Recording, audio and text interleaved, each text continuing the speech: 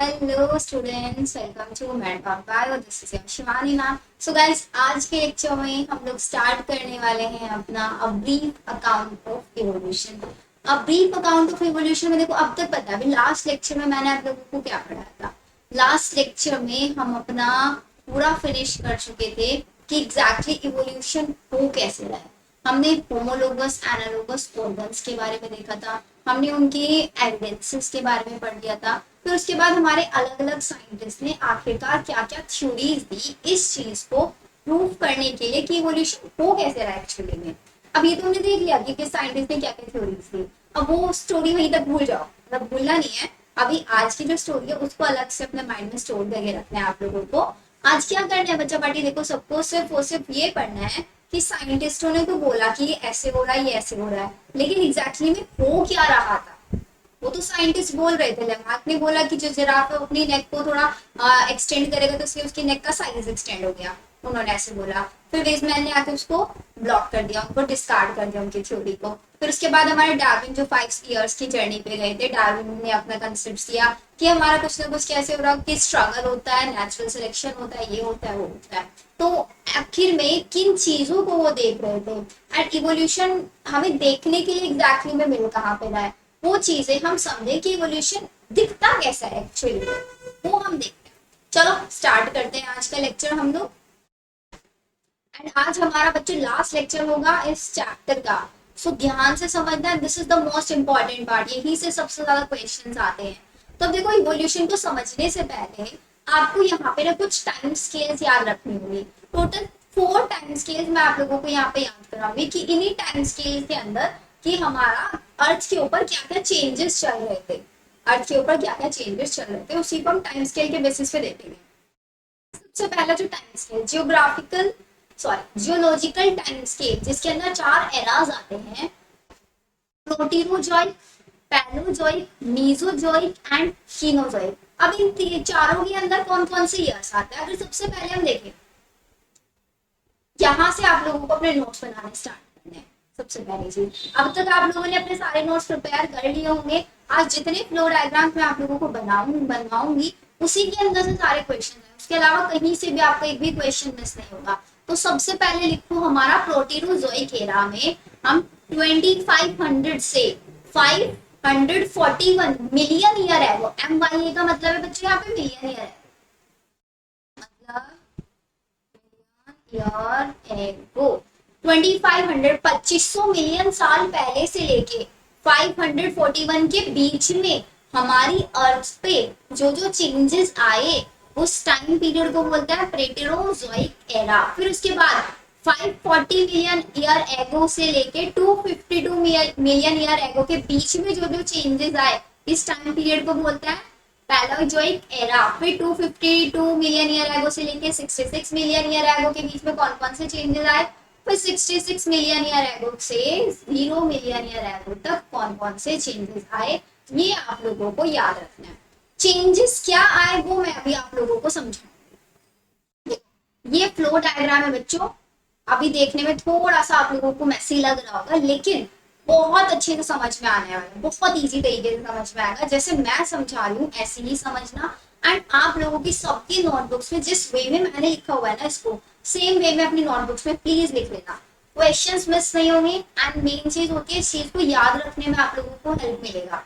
अब सबसे पहले देखो, 300 मिलियन ईयर एगो, सॉरी 3000 नॉट 3000 को हम 3 बिलियन ईयर एगो भी बोल सकते हैं। तो आज से 3 बिलियन ईयर एगो पहले क्या हुआ था कि सबसे first A cellular life, A cellular मतलब जो सेल नहीं थे, ए सेलुलर लाइफ आपको देखने के लिए मिली थी 3 बिलियन ईयर एगो। फिर उसके बाद 3 बिलियन ईयर एगो के बाद 2 बिलियन ईयर एगो या फिर 2000 बिलियन ईयर एगो हम इसको बोल सकते हैं। तो देखो, अब 3 बिलियन ईयर एगो या फिर 3000 मिलियन ईयर एगो पहली ए सेलुलर लाइफ आई थी, फर्स्ट पॉइंट। आपसे क्वेश्चन पूछेगा कोई, फर्स्ट ए सेलुलर लाइफ कब आई थी, 3 बिलियन ईयर पहले, तो फिर 3000 मिलियन ईयर एगो। फिर ए सेलुलर से कन्वर्ट हुई किसमें, सेलुलर के अंदर कन्वर्ट हुई। फर्स्ट सेलुलर लाइफ कौन सी थी, हमारी प्रोकैरियोट्स थी, जो कि आए थे 2000 मिलियन ईयर एगो या फिर 2 बिलियन ईयर एगो। ये आप लोगों को याद रखना है। फिर उसके बाद यही फर्स्ट सेलुलर लाइफ मतलब प्रोकैरियोट से हमारे बने कौन, फर्स्ट इनवर्टिब्रेट। तो अब आप लोगों से क्वेश्चन ये पूछा जा सकता है कि पहले इनवर्टिब्रेट कब देखने के लिए मिले थे, 500 मिलियन, अब 500 मिलियन साल पहले इनवर्टिब्रेट्स आए थे। फिर इसके बाद 50-50 माइनस करते चले जाना, 500 के बाद 450 मिलियन मतलब 50 मिलियन साल बाद, 500 के 50 मिलियन साल बाद फर्स्ट लैंड ऑर्गेनिजम्स आ गए। फर्स्ट लैंड ऑर्गेनिज्म से हमारे प्लांट्स, छोटे छोटे प्लांट्स हमारे डेवलप होने लगे। फिर प्लांट्स के बाद उसी के 50 मिलियन ईयर बाद मतलब 400 मिलियन, अगर हम आज के टाइम से देखें, आज के टाइम से 400 मिलियन ईयर एगो हमारे ऑर्थोपॉड्स इन्वेडेड द लैंड, मतलब हमारे ऑर्थोपॉड्स आने स्टार्ट हो गए। फिर ऑर्थोपॉड्स के बाद हमारे 350 मिलियन ईयर एगो आए हमारी jawless fishes. Jawless fishes evolve हुई, सबसे पहले हमें देखने के लिए मिलती है लॉबफिन्स। लॉबफिन एक फिश होती है, इसी लॉबफिन से, जब ये लॉबफिन पहले तो वाटर के अंदर रहती थी, अभी धीरे धीरे इसका वाटर में मन नहीं लगा, मतलब पानी में जिस एक्वेटिक बॉडी के अंदर रह रही थी उसमें इसका मन नहीं लगा, इसने क्या किया, लैंड पे जाना शुरू कर दिया। इसी से ही हमारे पहले एम्फीबियंस डेवलप हुए थे। इसी लॉबफिन को हम बोल सकते हैं कि हमारा एंसेस्टर्स है मॉडर्न डे फ्रॉग्स एंड सैलेमेंडर्स का। क्वेश्चन आता है, एनसीईआरटी लिखती है लॉबफिन से हमारे फर्स्ट एम्फीबियंस बने, और फर्स्ट एम्फीबियन हमें क्या दिखाता है, फर्स्ट एम्फीबियंस ही हमारे एंसेस्टर्स हैं, हमारे आज के टाइम के फ्रॉग्स एंड सैलेमेंडर्स के। फिर उसके 30 मिलियन ईयर बाद मतलब आज से 320 मिलियन ईयर एगो हमारे सीवीड्स और कुछ प्लांट्स हमें देखने के लिए मिले, समुद्री प्लांट, सीवीड, समुद्री ना ग्रास वगैरह उस टाइप से। फिर उसके 200 मिलियन मतलब आज से अगर हम 200 मिलियन, फिर 320 के बाद 80 मिलियन ईयर एगो हम देखें तो हमारे लैंड रेप्टाइल्स आए, और फिर फिश लाइक रेप्टाइल्स हमें देखने। लैंड रेप्टाइल्स कौन थे, लैंड रेप्टाइल्स से हमारे डायनासोर्स। फिर वही डायनासोर्स के बाद हमें कन्वर्ट हो गए कुछ फिश लाइक रेप्टाइल्स के अंदर। कैसे ये हुआ डिटेल में पढ़ाऊंगी, सिर्फ यहाँ से डायरेक्टली क्वेश्चन आते हैं इसलिए फ्लो चार्ट आप लोगों को याद रखना है। फिर हमारे आज से 65 मिलियन ईयर एगो हमारे डायनासोर्स डिसअपीयर्ड हो गए। डायनासोर्स कौन से टाइम पीरियड में देखे गए थे, जुरासिक पीरियड में। फिर वो अचानक हमारी अर्थ पे से गायब हो गए। अब जैसे ही डायनासोर्स डिसअपीयर हुए उसके बाद ह्यूमंस आने स्टार्ट हुए, क्योंकि पहले क्या होता था, अगर कोई भी लाइफ डेवलप होती थी ऐसा माना जाता है कि उनको डायनासोर्स खा जाते थे, इसलिए उनका इवोल्यूशन नहीं हुआ। फिर जैसे ही डायनासोर्स डिसअपीयर हुए, ये सिंबल है कि उसके बाद से हमें ह्यूमंस का याद रखना है। तो आज से 15 मिलियन ईयर एगो मतलब 65 मिलियन ईयर एगो तो डायनासोर्स डिसअपीयर, फिर उसके बाद हमें देखने के लिए मिले 15 मिलियन ईयर एगो ड्रायोपाइथिकस एंड रामापाइथिकस, ड्रायोपाइथिकस एंड रामापाइथिकस। फिर उसके बाद 3 से 4 मिलियन ईयर एगो मैन लाइक प्राइमेट्स हमें देखने के लिए मिले। फिर 2 मिलियन ईयर एगो ऑस्ट्रेलोपाइथिकस एंड होमो हैबिलिस भी 2 मिलियन ईयर एगो ही डेवलप हुए थे। फिर आज से 1.5 मिलियन ईयर एगो उसके बाद होमो इरेक्टस आए। फिर 1 लाख से 40,000 ईयर एगो, अब मिलियन से हम थाउजेंड्स में आ गए हैं। उसके बाद हमें मिले नेंडरथल मैन। फिर 70,000 से 10,000 में हमारे बने Homo sapiens and modern man आज के टाइम के। तो ये फ्लो चार्ट बच्चों आप लोगों को याद रखना है। देखो आप लोगों को अभी विजिबल होगा, फटाफट से इसका स्क्रीनशॉट ले लो, स्क्रीनशॉट लो इसका फटाफट से। नोट डाउन करना चाहते हो तो नोट डाउन कर लो, स्क्रीनशॉट ले लो, स्क्रीनशॉट लेके भी आप उसको बाद में नोट डाउन कर सकते हैं। बस ईयर याद रखना है और मतलब कौन सी कितने टाइम पहले कौन सी लाइफ आपको देखने के लिए मिली। सबसे इंपॉर्टेंट यहाँ पे 15 मिलियन ईयर एगो है जिसके ऊपर हम और डिटेल में पढ़ेंगे। डन बच्चों यहाँ तक, चलो अब इतना आप लोगों को अगर क्लियर है तो हम चलते हैं आगे।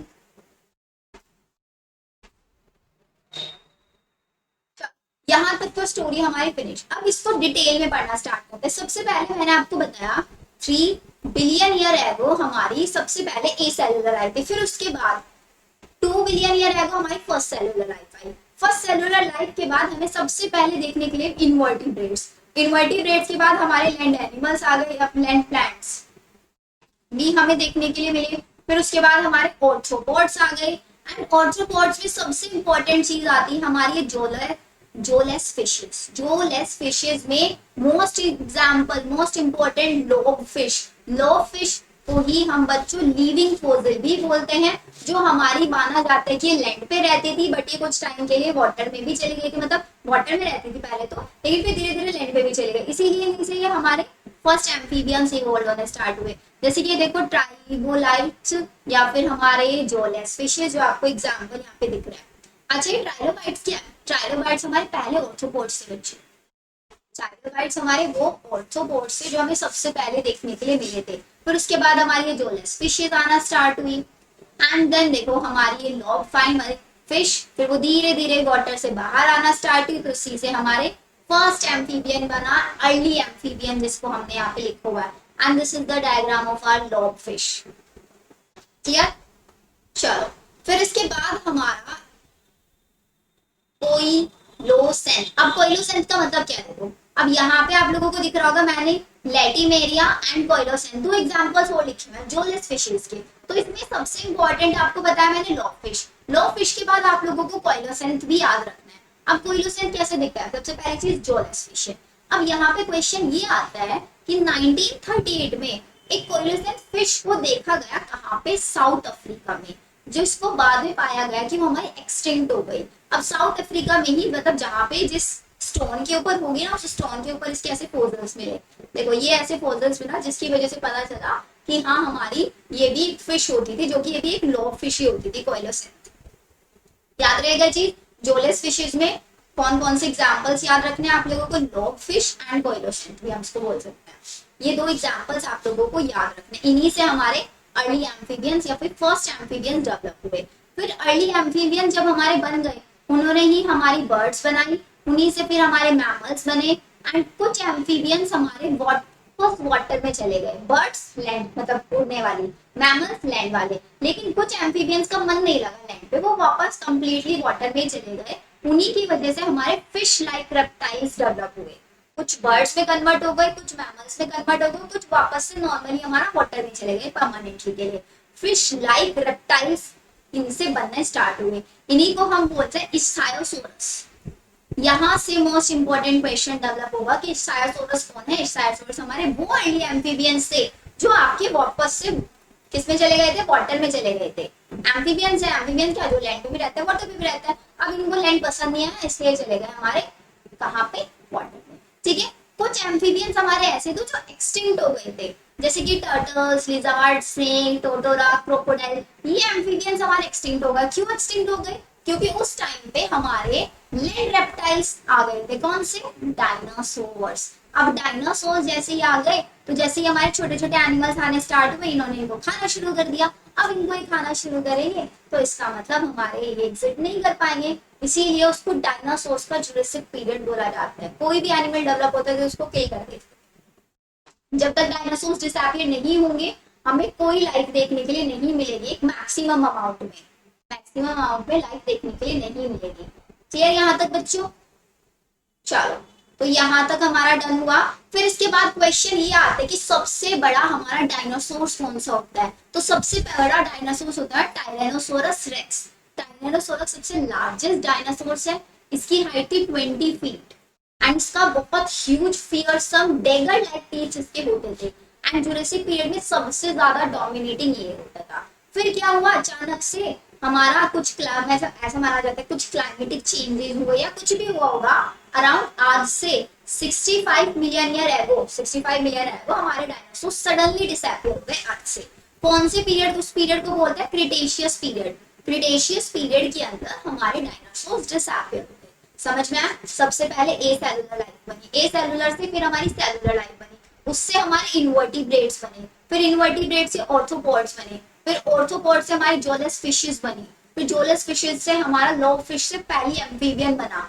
एम्फीबियन ने बर्ड्स बनाए, मैमल्स बनाए, कुछ छोटे छोटे एनिमल्स भी बनाए, बट उन सबको डायनासोर्स ने खाना शुरू कर दिया था, तो इस वजह से वो एक्सटिंक्ट हो गए थे। जुरासिक पीरियड में डोमिनेट थे हमारे कौन? डायनासोर्स। कब डिसअपीयर हुए? 65 मिलियन ईयर एगो आज से ये डिसअपीयर हुए थे। कौन से पीरियड में? क्रिटेशियस पीरियड के अंदर। सॉर्टेड बच्चों, यहाँ तक सारी चीजें क्लियर समझ में आ रहा है आप लोगों को या नहीं? चलो आगे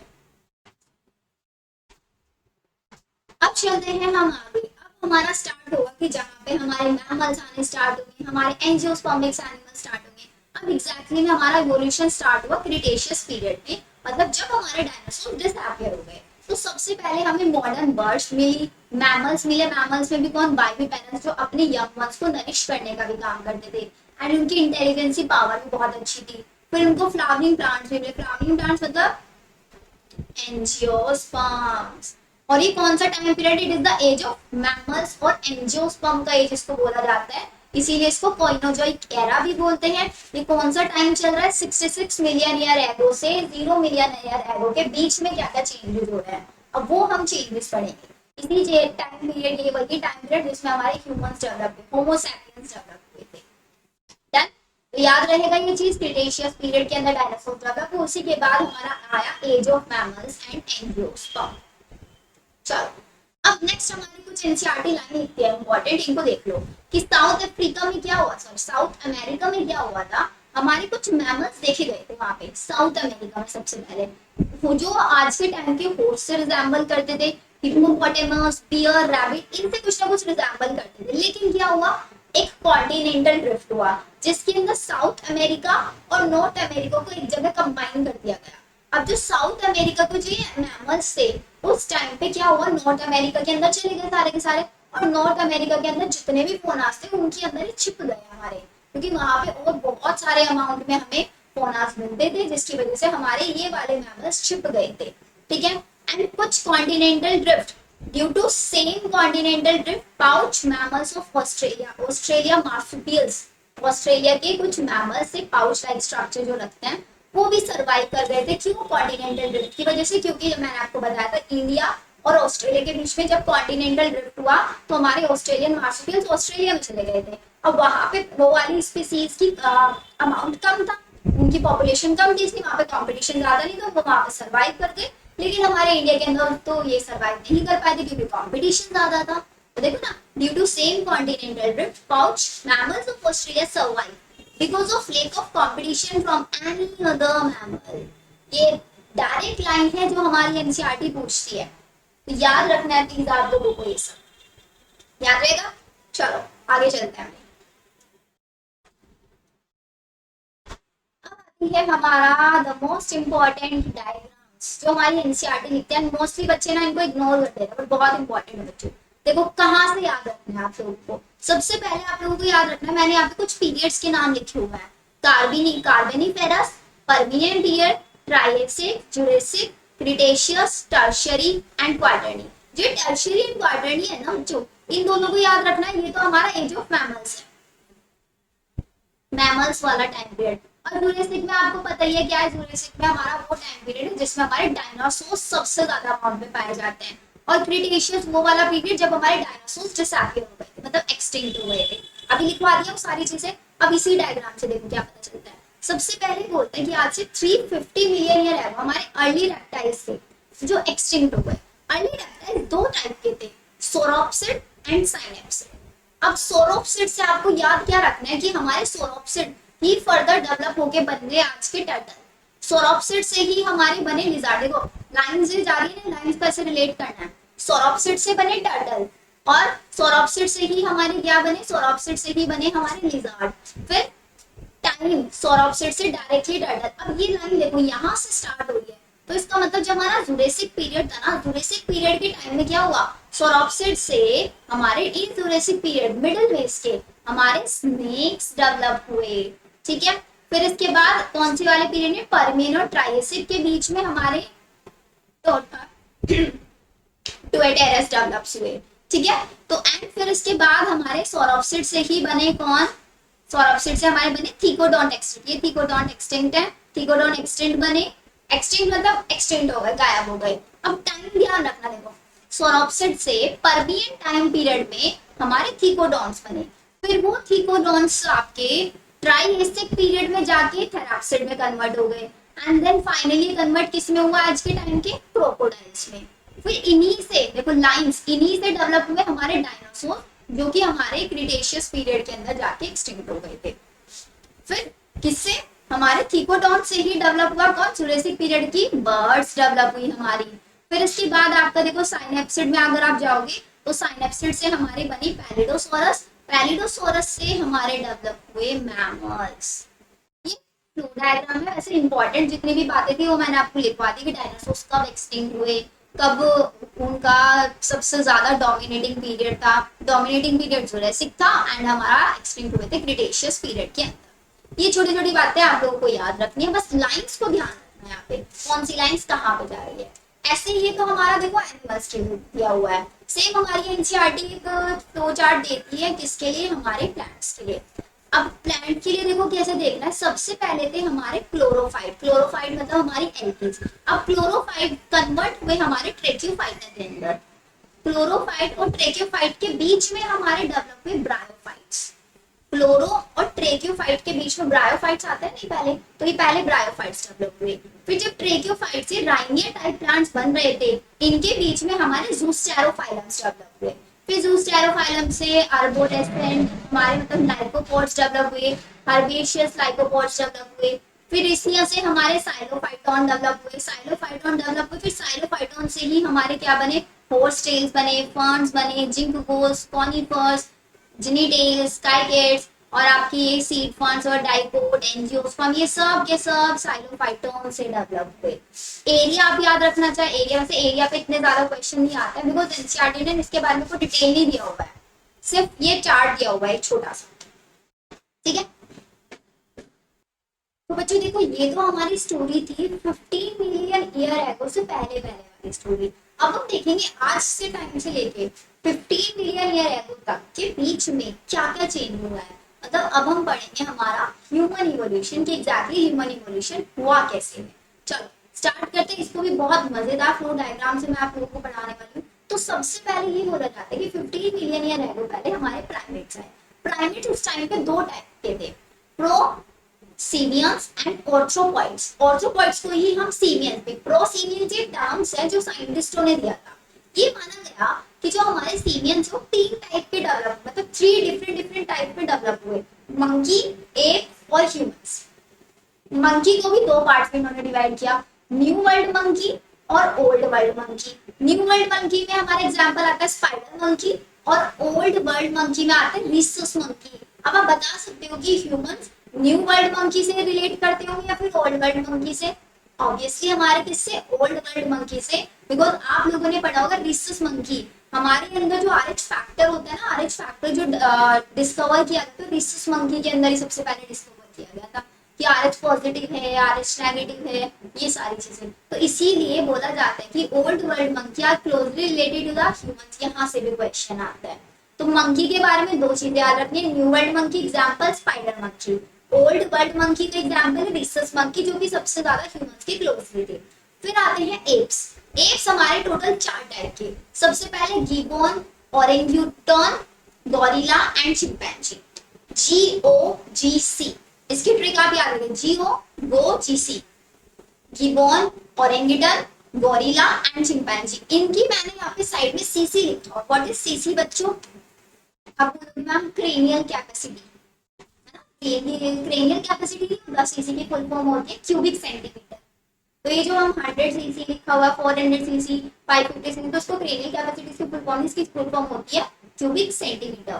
तो आप लोगों को याद रखने की जो हमारे गिबोन थे उनकी जो ब्रेन कैपेसिटी थी वो 100cc थी, ओरेंगुटन की थी 400, गोरिल्ला की थी 550 एंड चिंपैंजी की थी 400cc। अब अगर आपसे कोई क्वेश्चन पूछे कि हम मंकी से ज्यादा क्लोजली रिलेट करते हैं चिंपैंजी से, मतलब एप्स में हम सबसे ज्यादा क्लोज रिलेट किससे करते हैं, चिंपैंजी से करते हैं। अब इसका प्रूफ हमें कैसे मिला था? इसका प्रूफ हमें ऐसे मिला था, चिंपैंजी की बॉडी के सारे क्रोमोसोम्स देखे गए, हमारी बॉडी के सारे क्रोमोसोम्स देखे गए। चिंपैंजी की बॉडी के अंदर थे टोटल 48 क्रोमोसोम्स, और ह्यूमंस के अंदर आपको पता है कितने क्रोमोसोम्स होते हैं, टोटल 46 क्रोमोसोम्स होते हैं। तो हुआ ये था, अभी देखो आप लोगों ने ना उसमें molecular basis of inheritance chapter में पढ़ा है कि हमारे जो क्रोमोसोमल एब्रेशंस में क्या होता है कि हमारे क्रोमोसोम के अंदर छोटी सी सेगमेंट डिलीट हो जाए तो कोई छोटी सी सेगमेंट ऐड हो जाए। तो ऐसा माना जाता है कि जब चिंपैंजी थे, उन चिंपैंजी के अंदर 48 क्रोमोसोम, तो उनके कुछ क्रोमोसोम्स की छोटी छोटी सेगमेंट्स, मतलब दो एक्स्ट्रा क्रोमोसोम है हमसे, तो दो एक्स्ट्रा क्रोमोसोम क्या हो गए, वो छोटी छोटी सेगमेंट्स में टूट टूट के बाकी सारे क्रोमोसोम्स के साथ मिक्स हो गए। दो क्रोमोसोम वो टूट टूट के बाकी सारे क्रोमोसोम्स के, तो टोटल कितने बच गए क्रोमोसोम 46, और 46 क्रोमोसोम से हमारे कौन बन गए, हमारे ह्यूमंस डेवलप हो गए। अब हमें पता कैसे चली ये चीज, हमें पता ऐसे चलिए चिंपैंजी का जो क्रोमोसोम नंबर 3 और क्रोमोसोम नंबर 6 है, चिंपैंजी का क्रोमोसोम नंबर 3 और 6 ह्यूमंस के क्रोमोसोम नंबर 3 और 6 से एकदम रिलेट करते हैं, 100% डिट्टो सेम है। इससे ये पता था जीन्स की लोकेशन भी, जीन्स की साइट भी, हर एक चीज सेम है, जिससे हम ये बता सकते हैं कि हम सब मतलब हमारे जो एंसेस्टर्स हैं वो चिंपैंजी। कैसे बताया? सिमिलैरिटी देखी गई क्रोमोसोम नंबर 3 और 6 में, जिस इसका मतलब ये भी हो सकता है कि जो 2 क्रोमोसोम थे एक्स्ट्रा, वो 2 क्रोमोसोम टूट के बाकी सारे क्रोमोसोम के साथ मैच हो गए एक्सेप्ट 3 और 6। इन दोनों क्रोमोसोम्स के अंदर कोई चेंजेस नहीं है। ये आप लोगों को याद रखना है, कौन से क्रोमोसोम्स की सिमिलैरिटी देखी जाती है चिंपैंजी ह्यूमन में। ये आप लोगों को जनरल नॉलेज में भी काफी क्वेश्चन बनते हैं यहाँ से।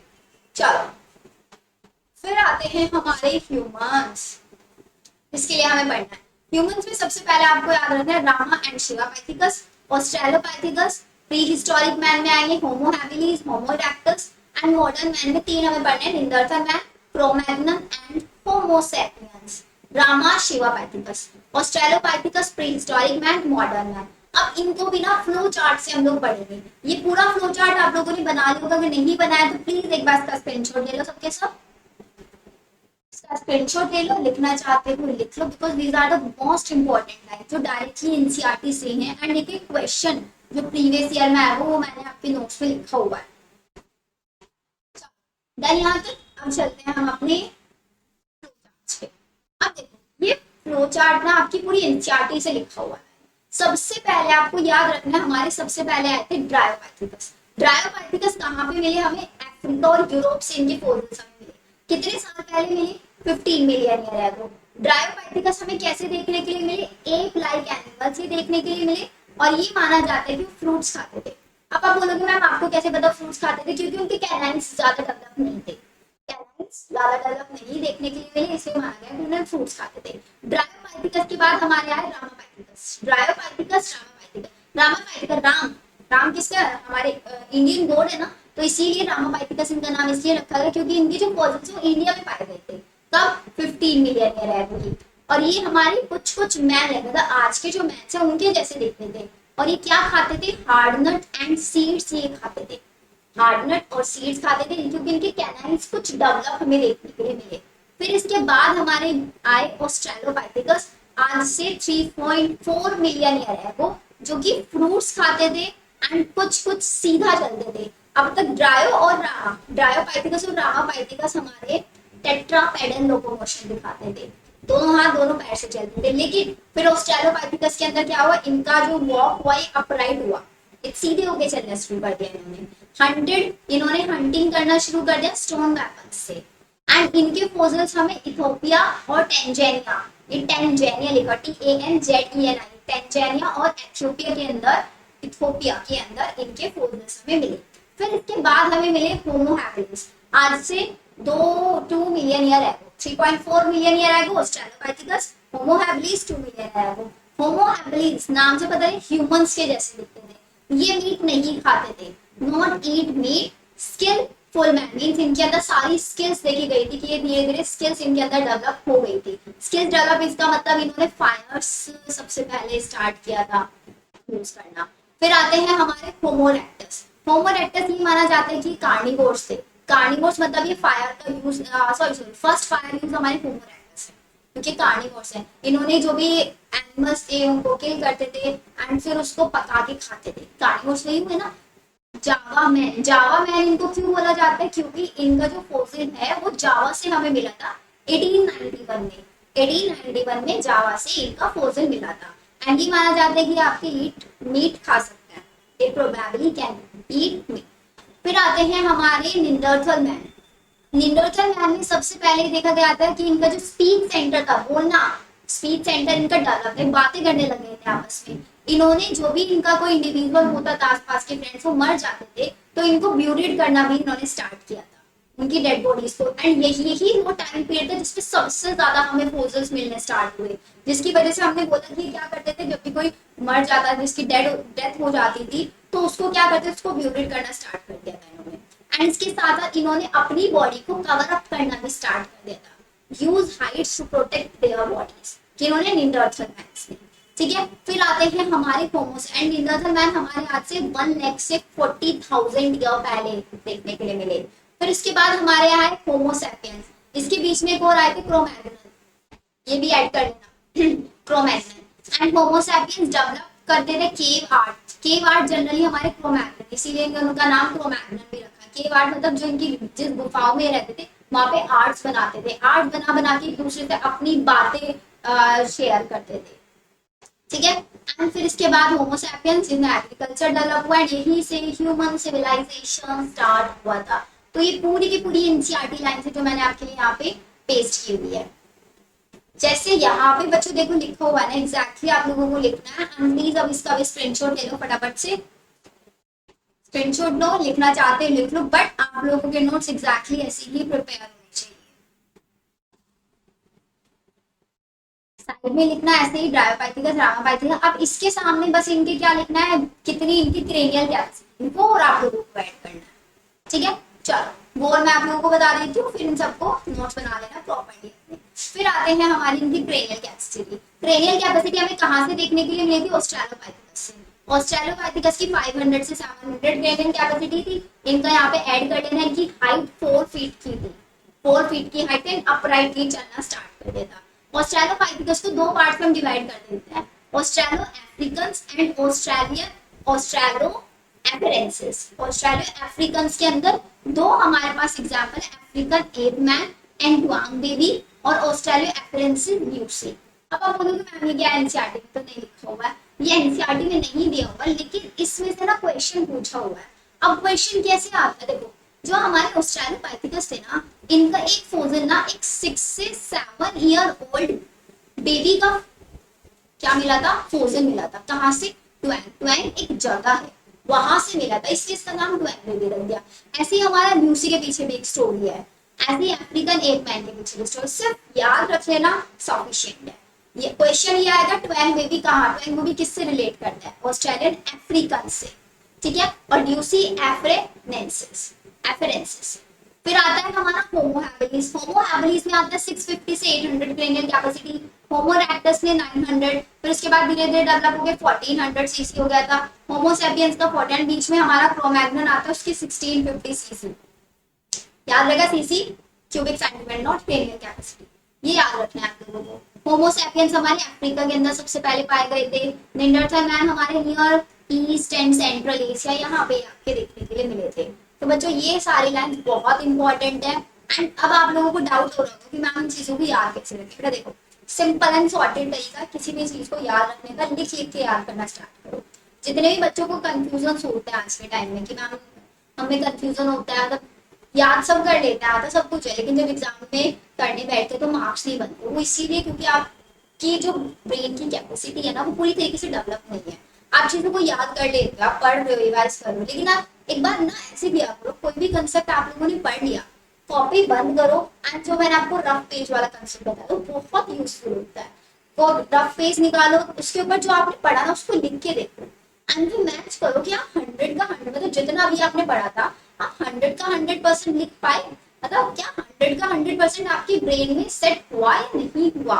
उससे आप पता कर पाओगे कि आपके ब्रेन में कितनी चीजें हैं जो सेट हुई या फिर नहीं सेट हुई, आपको याद हुआ या नहीं। बिकॉज जब तक कॉपी सामने रहती है ऐसा लगता है सब कुछ आता है, कॉपी जैसी बंद हुई 5 मिनट के बाद कोई हमसे कुछ सुनने लग गया, बताओ क्या पढ़ा, तो मोस्टली 70% ऐसा होता है जो माइंड से स्किप हो जाता है, 30% याद रहता है। अब याद रखने का तरीका लिखना स्टार्ट करो, जितना ज्यादा लिखोगे फिर आप पढ़ते टाइम ना आपका माइंड उसी अटेंशन के साथ उस चीज को पढ़ेगा कि इसके बाद मुझे क्या करना है, इसके बाद मुझे उसको वापस से रिसाइट भी करना है।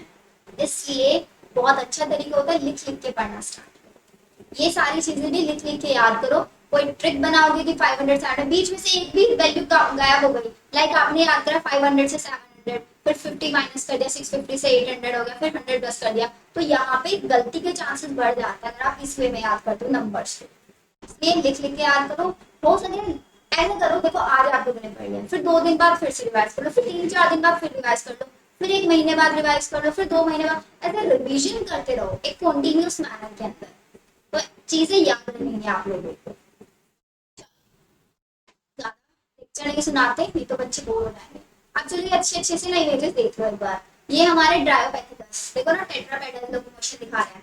फिर ये धीरे धीरे सीधा होना स्टार्ट हुआ, पूरी तरीके से स्ट्रेट नहीं हुए। फिर इसके बाद हमारे कौन है, ऑस्ट्रेलोपाइथिकस, जो पूरे स्ट्रेट हो गए थे। ठीक है, फिर ऑस्ट्रेलोपाइथिकस के बाद हमारे होमो हैबिलिस, फिर हमारे होमो इरेक्टस जिन्होंने फायर का यूज करना स्टार्ट किया था, होमो इरेक्टस।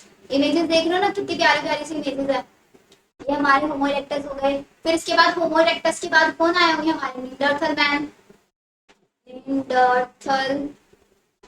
फिर इसके बाद हमारे क्रोमैग्नन एंड हमारे होमो सैपियंस। ये आपको देखो ये आर्ट बना रहे हैं, इसलिए इनको क्रोमैग्नन इनका हमने नाम दिया। अब आता है बच्चों हमारे इवोल्यूशन चैप्टर का सबसे लास्ट डायग्राम। अब इसको देखो ध्यान से पढ़ना है सबसे पहले। अब इस डायग्राम में क्या लिखा हुआ है, ये डायग्राम हमें ये बता रहा है कि जो ए डायग्राम है वो एक एडल्ट मॉडर्न ह्यूमन बीइंग का ब्रेन है, क्रेनियल है उसका, मतलब स्कल। अब बी नंबर पे आपको दिया है बेबी चिंपैंजी का, और सी नंबर पे दिया हुआ एडल्ट चिंपैंजी का। अब आप खुद बताओ हमारा जो स्कल है वो किससे मैच कर रहा है, बिकॉज अभी मैंने बताया ह्यूमंस और चिंपैंजी सेम, मतलब क्रोमोसोम नंबर 3 और 6 सेम है, हम सब चिंपैंजी से बने हैं। तो चिंपैंजी में ज्यादा रिलेट किससे करता है, बेबी से एडल्ट से। क्वेश्चन आता है यहाँ पे किससे रिलेट कर रहा है, क्रेनियल जो स्कल है ना, स्कल को मैच करो, स्कल को मैच करो। देखो यहाँ पे इनका जो बाहर कितना ज्यादा बाहर की साइड निकला हुआ है, तो इसलिए आपको क्वेश्चन में आएगा कि ए बी आपस में रिलेट करते हैं या फिर ए सी आपस में रिलेट करते हैं। तो आपका आंसर होना चाहिए ए एंड सी।